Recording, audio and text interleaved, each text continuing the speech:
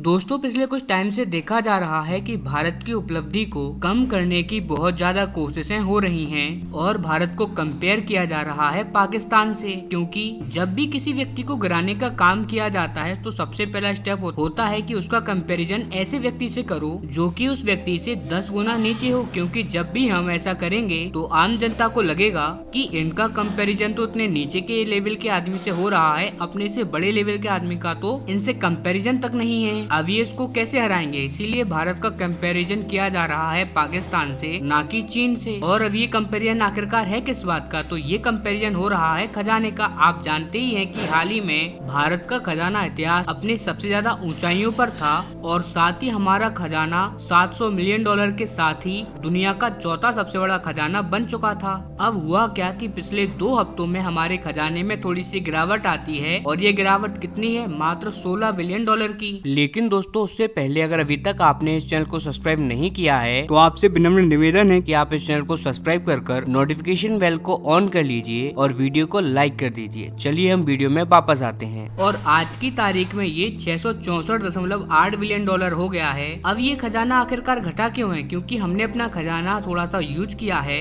एक तो अपनी अर्थव्यवस्था को स्टेबलाइज करने के लिए, साथ ही हमने जो फॉरेन से सामान खरीदा था उसकी पेमेंट के लिए, और सबसे बड़ा फैक्टर था ईरान का इजराइल पर हमला।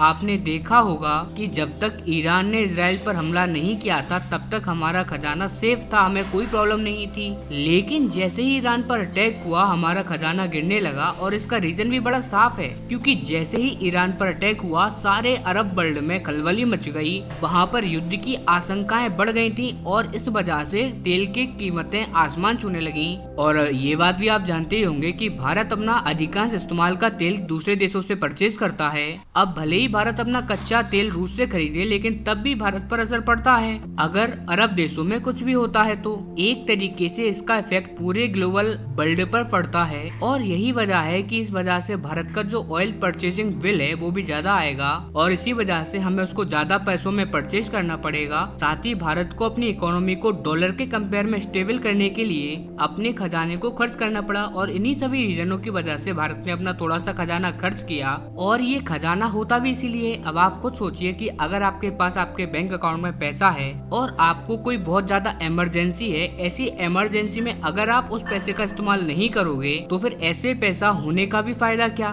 फिर तो वो पैसा होना ना होना सब बराबर है।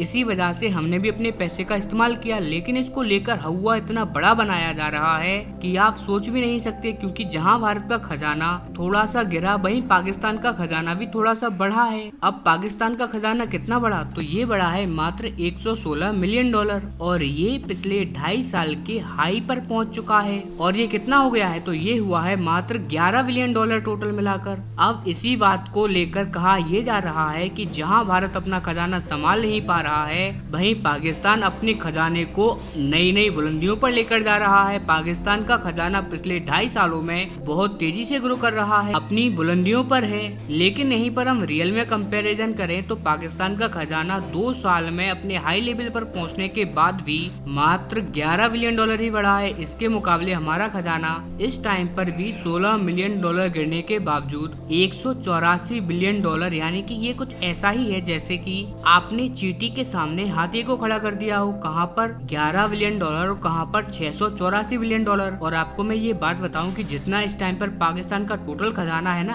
अब से कुछ टाइम पहले इतना खजाना तो हमारा एक वीक में बढ़ा हुआ था। इसीलिए भारत के खजाने को पाकिस्तान से कंपैरिजन करना किसी मूर्ख व्यक्ति का ही काम होता है। अब अगर हम बात करें भारतीय खजाने को, तो मैं आपको बता दूं कि जैसे ये खजाना कम हुआ है उतनी ही दुगनी रफ्तार से ये खजाना बढ़ेगा भी, जैसे ही मिडिल ईस्ट में सारी चीजें सारे हालात सही हो जाएंगे, वैसे ही भारत का खजाना दिन दुगनी रात चौगनी रफ्तार से बढ़ता जाएगा। खैर, आप इस सब पर क्या ओपिनियन देना चाहोगे पाकिस्तान की जनता और ऐसे लोगों को जो भारत का कंपैरिजन पाकिस्तान से करते हैं? आप आपकी राय हमारे कमेंट सेक्शन में जरूर दें। साथ ही इस चैनल को भी सब्सक्राइब करना ना भूलें।